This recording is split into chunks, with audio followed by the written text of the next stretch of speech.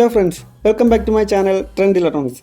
അപ്പം നമ്മൾ ഇന്ന് റിവ്യൂവിന് എടുത്തിരിക്കുന്നത് ഒരു 2.1 ആംപ്ലിഫയർ ആയിരുന്നു. ഈ ഒരു ആംപ്ലിഫയറിന് നമ്മൾ നോർമലി ചെയ്യുന്നതിനെക്കാട്ടി ചെറിയൊരു ഡിഫറൻറ്റ് ഉണ്ടായിരുന്നു. അത് ഇക്ലേസർ വെച്ചായിരുന്നു നമ്മൾ ഈ ഒരു ആംപ്ലിഫയർ ചെയ്തിരിക്കുന്നത്. അപ്പോൾ ഈ ഒരു ആംപ്ലിഫയറിൻ്റെ ഡീറ്റെയിൽസാണ് നമ്മൾ ഇന്ന് ഈ ഒരു വീഡിയോയിൽ നമ്മൾ പറയാൻ പോകുന്നത്. 100+100 200 വാട്ട്സിൻ്റെ ഒരു സബ് വൂഫറും വരുന്ന ഒരു ആംപ്ലിഫയർ ആയിരുന്നു ഇത്. അപ്പം ഈ ഒരു ആംപ്ലിഫയറിൻ്റെ ഡീറ്റെയിൽസിലോട്ട് നമുക്കിനി അപ്പോൾ ഫസ്റ്റ് തന്നെ നമുക്ക് ഫ്രണ്ട് പാനലിനെ കുറിച്ച് പറയാം. ഫ്രണ്ട് പാനലിലോട്ട് വരുവാണെങ്കിൽ നമ്മൾ എല്ലായ്പ്പോഴും ഉപയോഗിക്കുന്ന അതേ കളർ വേരിയൻ്റാണ് ഇതിൽ നമ്മൾ ഉപയോഗിച്ചിരിക്കുന്നത്. ഗ്ലോസിയും മാറ്റിൻ്റെയും കോമ്പിനേഷൻ വരുന്നതാണ് നമ്മൾ ഇതിൽ ഉപയോഗിച്ചിരിക്കുന്നത്. അപ്പോൾ ഈ ഒരു ആംപ്ലിഫയറിൻ്റെ ഫ്രണ്ട് പാനലിൽ എന്തൊക്കെ ഡീറ്റെയിൽസ് ഉണ്ടെന്ന് വെച്ചാൽ വോളിയം കൺട്രോളായിട്ട് നമ്മൾ വലിയൊരു നോബുകൾ ഉപയോഗിച്ചിട്ടുണ്ട്. അതിൻ്റെ തൊട്ട് താഴെയായിട്ട് നമ്മളൊരു പവർ സ്വിച്ച് നൽകിയിരിക്കുന്നു. പിന്നെ ഈ കാണുന്നതാണ് നമ്മൾ ഇക്വലൈസർ ബോർഡ്. അത് നമ്മൾ അറേഞ്ച് ചെയ്തിരിക്കുന്നത് USB മൊഡ്യൂളിന് തൊട്ട് താഴെയാണ്. വയർ ബ്രാൻഡ് എന്ന് പറഞ്ഞൊരു കമ്പനിയുടെ ബ്ലൂടൂത്ത് മൊഡ്യൂളാണ് നമ്മൾ ഇതിനകത്ത് ഉപയോഗിച്ചിരിക്കുന്നത്. അത്യാവശ്യം നല്ല ക്വാളിറ്റിയൊക്കെ ഉള്ളൊരു ബ്ലൂടൂത്ത് മൊഡ്യൂളായിരുന്നു ഇത്. പിന്നെ തൊട്ട് ഇപ്പുറത്തെ സൈഡിലായിട്ട് നമ്മളൊരു വ്യൂ മീറ്റർ കൂടെ നമ്മൾ ഈ ഒരു ആംപ്ലിഫയറിന് കൂടെ നൽകിയിരിക്കുന്നുണ്ട്. ഓട്ടോമാറ്റിക് ഫാൻ ഓണും ഓഫും ആക്കുന്നതുകൊണ്ട് തന്നെ അതിൻ്റെ ഒരു ഡിസ്പ്ലേ ഉണ്ടായിരുന്നു. അത് കസ്റ്റമേഴ്സിൻ്റെ സജഷൻ പ്രകാരം നമ്മൾ മുൻവശത്ത് തന്നെ നമ്മൾ കൊണ്ടുവന്നിരിക്കുന്നതാണ്. അതിനെ ഒരു ടെം എന്നൊരു ഷോർട്ട് ഫോമിൽ നമ്മളിതിനെ ആ പാനലിലൂടെ നമ്മൾ ഉൾപ്പെടുത്തിയിരിക്കുന്നു. പിന്നെ തൊട്ട് താഴെ വരുന്നത് സബ്സോണിക്കിൻ്റെ ഒരു കൺട്രോളാണ് വന്നിരിക്കുന്നത്. VIയുടെ സബ് ഫിൽറ്റർ ആയതുകൊണ്ട് തന്നെ സബ്സോണിക്കിൻ്റെ ഒരു കൺട്രോൾ അതിനകത്ത് നമ്മൾ അഡീഷണൽ ഇടാൻ പറ്റി. പിന്നെ ഒരു ഫ്രീക്വൻസി, പിന്നെ ഇപ്പുറത്ത് വലിയൊരു നോബായിരുന്നു നമ്മളൊരു സബിന് വേണ്ടി കൊടുത്തിരിക്കുന്നത്. തൊട്ട് താഴെയായിട്ട് നമ്മൾ എക്സ് ബാസ് ഓൺ ഓഫ്. ഇത്രയൊക്കെ കാര്യങ്ങളാണ് ഈ ഒരു ആംപ്ലിഫയറിൻ്റെ മുൻവശത്തായിട്ട് നമ്മൾ ചെയ്തിരിക്കുന്നത്.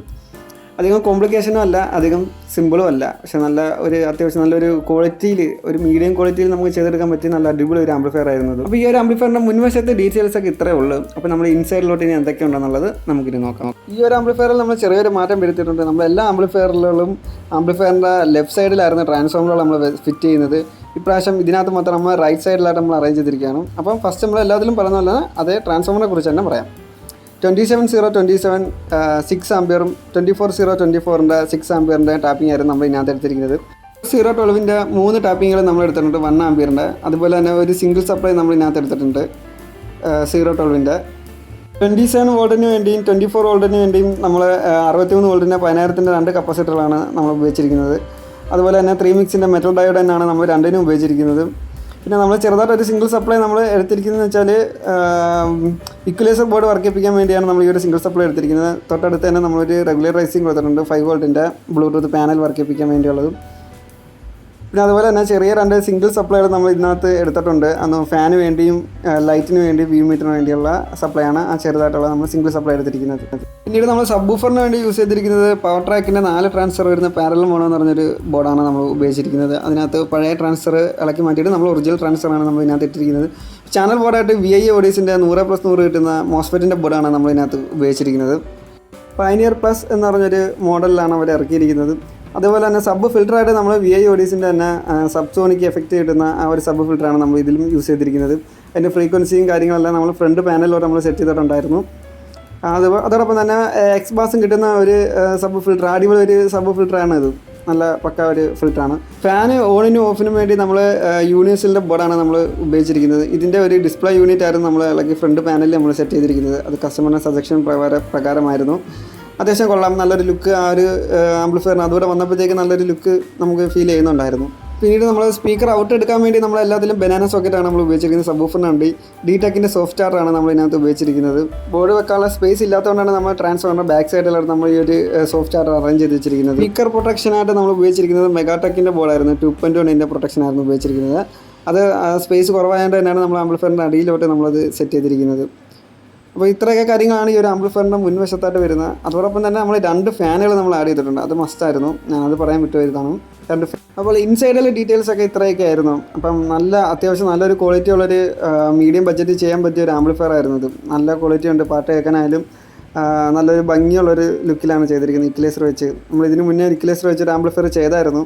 അത് ഈ ഒരു ഡിസൈനിലല്ലായിരുന്നു, ഈ ഒരു ബ്ലൂടൂത്ത് പാനലും അല്ലായിരുന്നു നമ്മൾ അതിൽ ഉപയോഗിച്ചിരിക്കുന്നത്. അപ്പോൾ ഏതൊരു ആംപ്ലിഫയർ ആയാലും അതിന് ഭംഗി മാത്രം പോരല്ലോ, അതിൻ്റെ വർക്കിംഗ് ക്വാളിറ്റി എത്രത്തോളം ഉണ്ടെന്നും കൂടെ മനസ്സിലാക്കണ്ടേ. അപ്പോൾ അതിനുവേണ്ടി ഞാൻ ഈ ഒരു ആംപ്ലിഫയറിൻ്റെ ഒരു വർക്കിംഗ് വീഡിയോ കൂടെ ഞാൻ ഇതിൻ്റെ കൂടെ ഉൾപ്പെടുത്താൻ പോവുകയാണ്.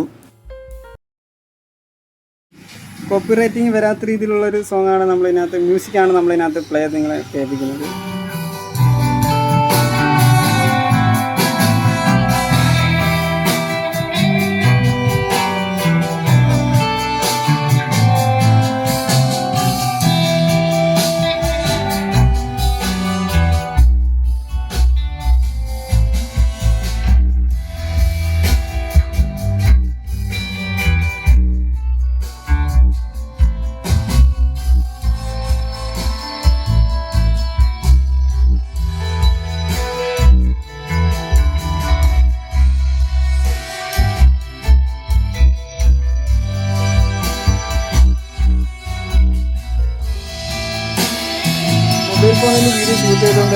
ക്വാളിറ്റി എക്സാക്റ്റ് ആയിട്ടുള്ളൊരു ക്വാളിറ്റി ആയിരിക്കത്തില്ല നമുക്ക് കേൾക്കുന്ന.